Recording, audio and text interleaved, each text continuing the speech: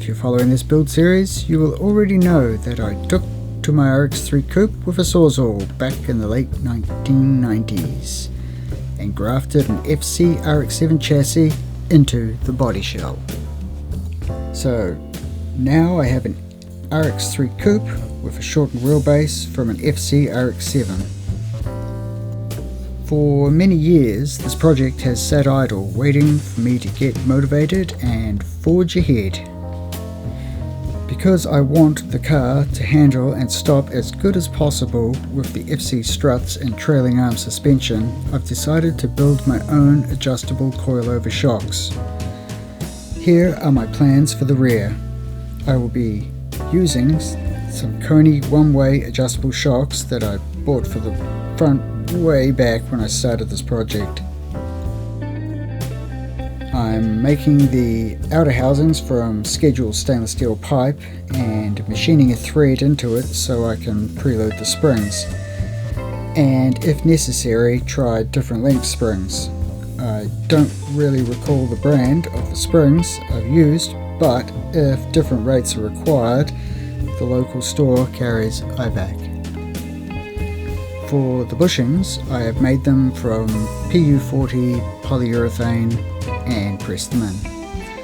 And the top hats were a pillar ball kit for the FCRX7, the rear on a fixed plate and the front have camber adjustment. For the front struts, I start by removing the lower stub mount and discarding the old strut tube. Again, I'm using scheduled stainless steel pipe to mount the new two-way Koni adjustable competition shocks, and again machining a thread for preload adjustment, allowing for different length springs if necessary. There is no real height adjustment, so the stub mounts are fitted where I think will be a good ride height. Hopefully I get this bit right, hopefully. Because the stub mounts are steel, I've carefully masked around them and painted them.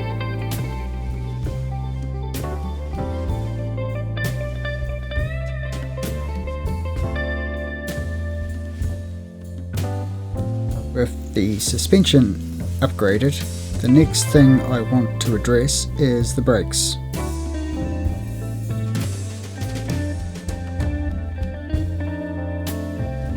So, brake upgrade time. I chose Willwood as it seemed like the best value, and Jay Leno always raves about them. Because I will be running 17 or 18 inch wheels and the stock RX3 wheels were 13 inch, I thought it would be a good idea to have 13 inch rotors front and rear with 4-pot calipers in the front, and using ultralight discs on the rear I can use the FC caliper with the stock handbrake. In retrospect, I might upgrade this later, but after the car's going. I've machined the caliper mounting bracket up on a faceplate on the lathe for the correct offset to mount the caliper.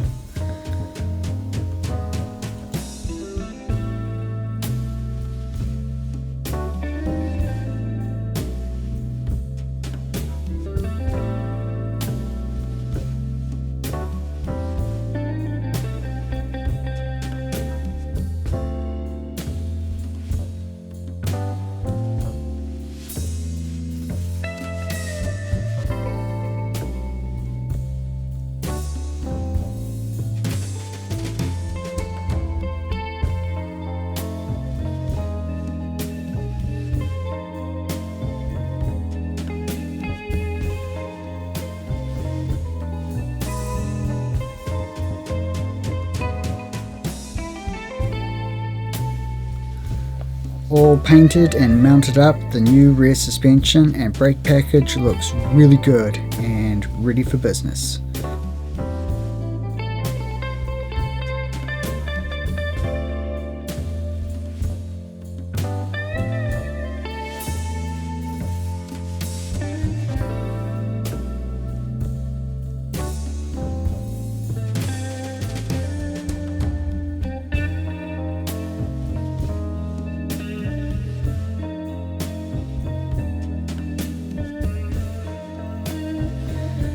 I've also replaced all of the rubber bushings in the front and rear arms and sway bars with polyurethane bushes.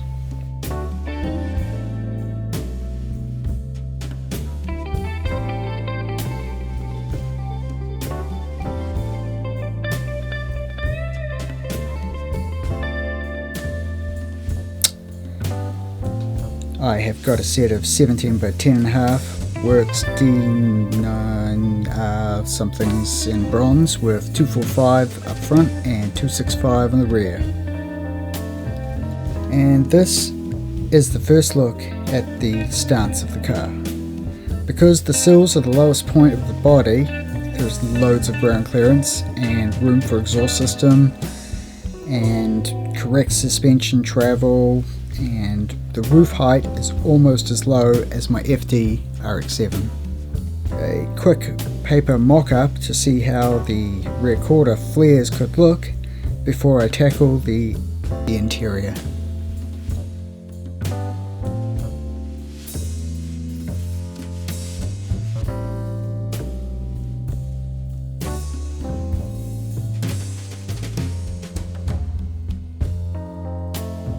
I'm not going to have the traditional RX3 dash. Instead, I will have a basic alloy sheet metal dash with a carbon fiber pod similar to the FCRX3 and a carbon fiber center console. So, using custom wood, foam and bog, I make a plug that I can make a fiberglass mold from.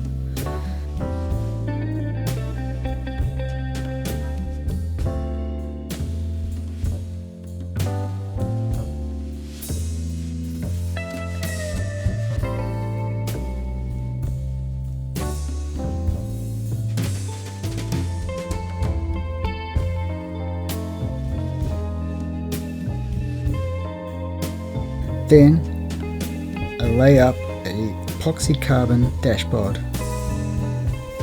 For a traditional hot rod look, I'm going to be using autometer gauges. Because I had to glue the multi-piece molded parts together, I've sanded it all down and smoothed it up and clear coated the pod. Overall, yeah, it looks pretty good. So it's probably time to give this project a little bit of a rest for a while, and we'll get back to it later. If you haven't subscribed and you want to see more, hit the subscribe button and I'll keep you posted.